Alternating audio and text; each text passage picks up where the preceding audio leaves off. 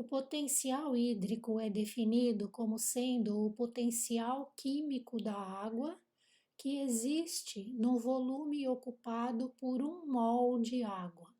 Então, ele é expresso em joules por metro cúbico.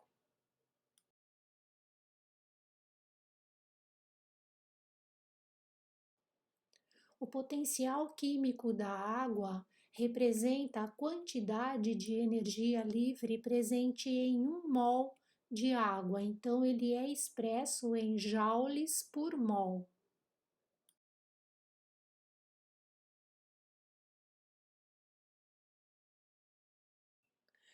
A energia livre também pode ser definida para qualquer substância e ela expressa o potencial para a realização de trabalho que existe em 1 mol de uma determinada substância. Então, ela é expressa em joules por mol. E no caso do potencial hídrico, então, nós podemos concluir, por definição, que o potencial hídrico é uma medida da energia livre da água por unidade de volume. Então, ele vai expressar a capacidade da água de realizar trabalho, que pode ser movimento ou uma reação química.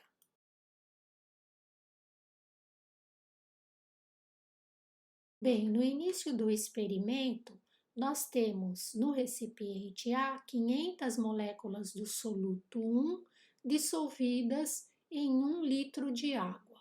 E no recipiente B, nós temos 500 moléculas do soluto 2 também dissolvidas em 1 litro de água.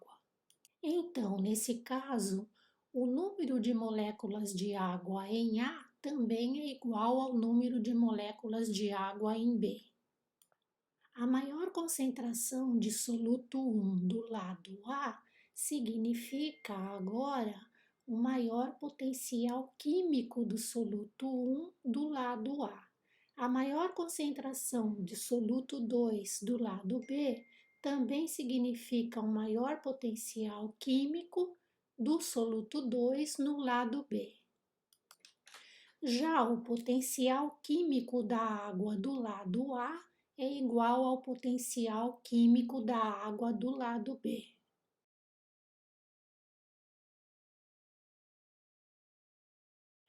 Como o potencial químico do soluto 1 é maior em A do que em B, ele se move em direção a B. E a mesma coisa acontece com o potencial químico do soluto 2, que é maior em B, e que se moverá, portanto, em direção ao recipiente A.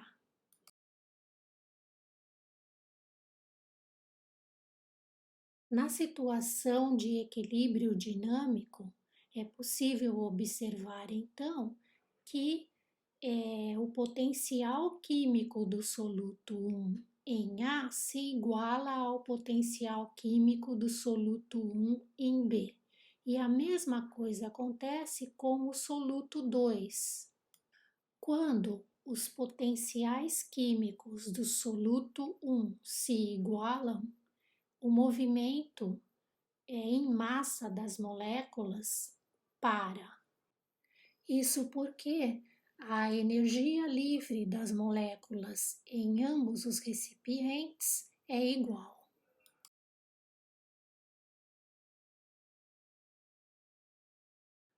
E, portanto, o movimento de moléculas cessa devido a terem a mesma capacidade de realização de trabalho de ambos os lados.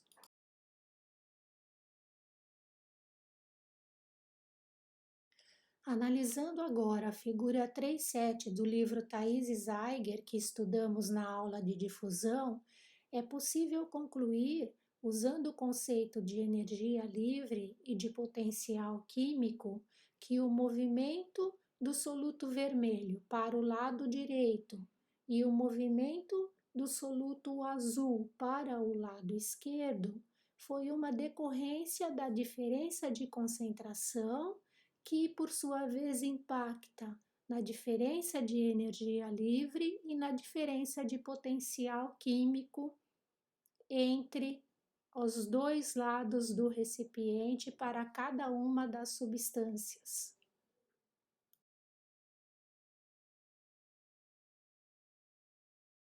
E agora podemos redefinir a difusão utilizando os conceitos de energia livre e potencial químico. Então, a difusão para acontecer, ela vai precisar da diferença de concentração entre dois pontos, o que gerará a diferença no potencial químico decorrente da diferença na energia livre.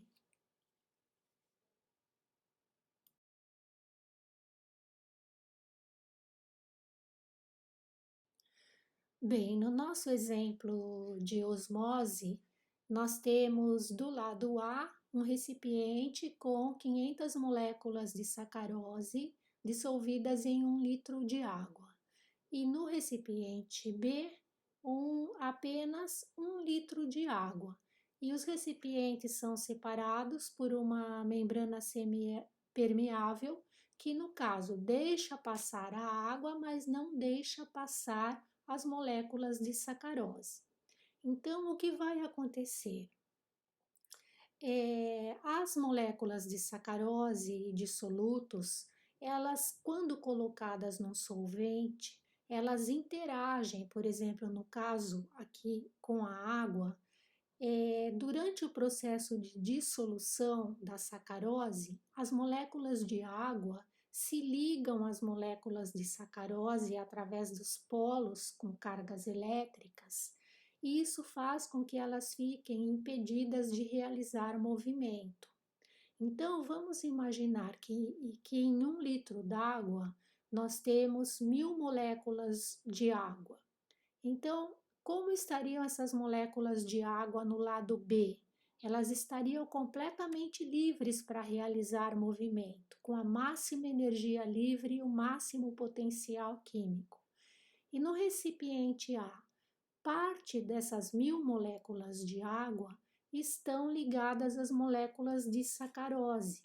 Então, a somatória do número de moléculas de A capazes de realizar trabalho vai ser menor do que em B. Em B, nós teremos 1.000 moléculas livres. Em A, nós teremos menos de 1.000, porque boa parte delas vai ficar ligada às moléculas de sacarose. Então, nesse nosso exemplo, o potencial químico de B com relação à água é maior do que o de A, e assim decorrente da maior energia livre. E portanto, o que vai acontecer? A água vai fluir, vai se difundir de B para A, mas como as moléculas de sacarose, no caso, não se difundem, o movimento de água de B para A ele vai se estabilizar assim que a energia livre da água em A e em B equivaler, entrar em equilíbrio. Bom, se por um acaso a nossa membrana fosse também permeável à sacarose, aí nós teríamos que o potencial químico da sacarose em A é maior que em B.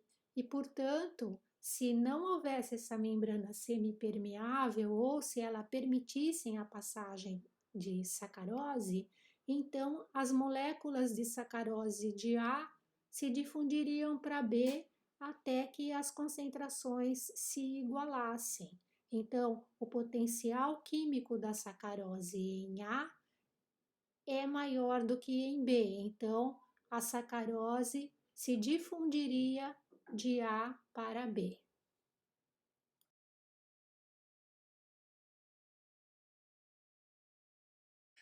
Mais detalhes sobre esse processo serão vistos no áudio 4 sobre a influência dos solutos no potencial químico e no potencial hídrico.